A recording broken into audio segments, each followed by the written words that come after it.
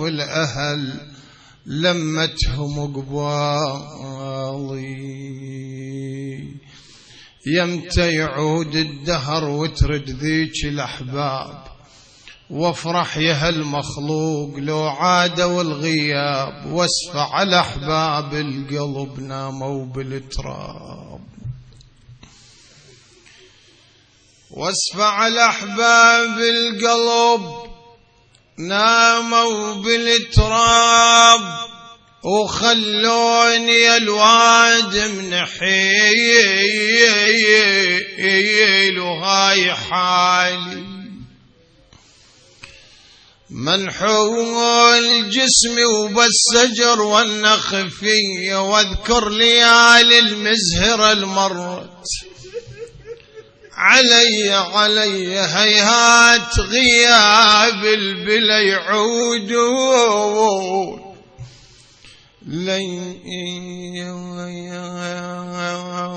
ما أظن يا أبويا ترجع لنا ذيك الأحباب،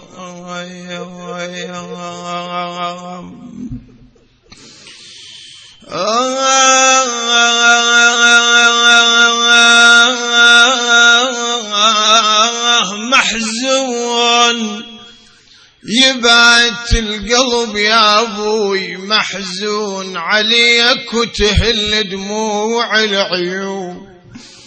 شقل الذي عنك ينشدون، وشقل الذي دارك يقصدون.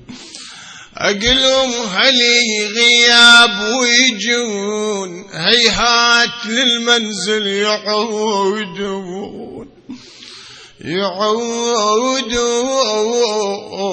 شيعود هل بالقبر مدفون. لا جت عفر روحيش كثر هموم، لا جت لبوي القعدة بالبيت، لا جيت شقل الناس يوم العيد. لو جت لا جوني ولا جيها بعزي.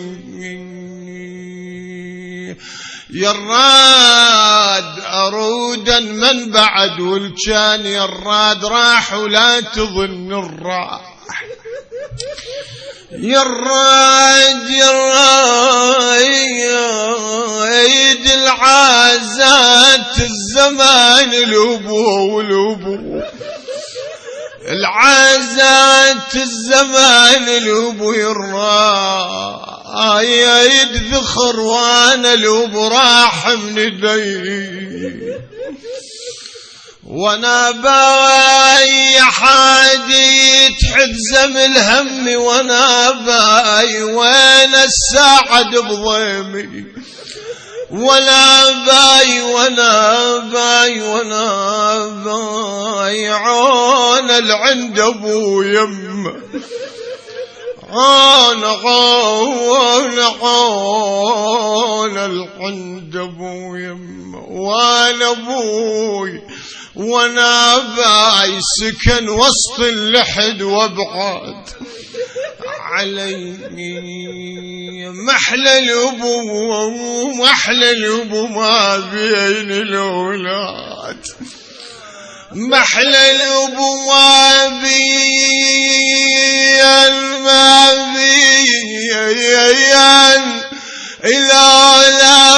الأولاد. ومحلى الأبو لو مرت عياد هنا يا أبوي، مدري الدهر من عندي شراد أخذ شمعة البيت ونور الفؤاد. ولمنا أبونا الكان خيمتنا، أبونا الكان خيمتنا، ويلمنا وعلى مصابة يا خيل أحد. يلمنا يا صاحب موت رفراقه، يلمنا وألم كل وفي وذاته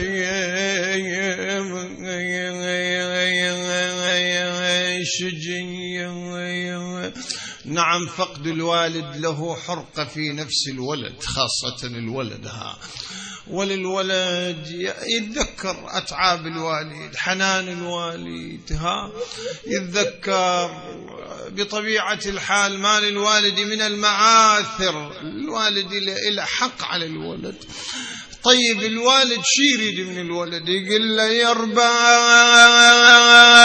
رباي بويا النعش صوب اللحد يا الولد، النعش صوب اللحد يا الولد يا رباي وشوف عليك دوم دوم يربي يا رباي أيا تعبت عليك يا رباي بويا أريد تزورني وتبكي علي يا ابويا، باريت لما كبرتكم يا الولد يا ابني، باريت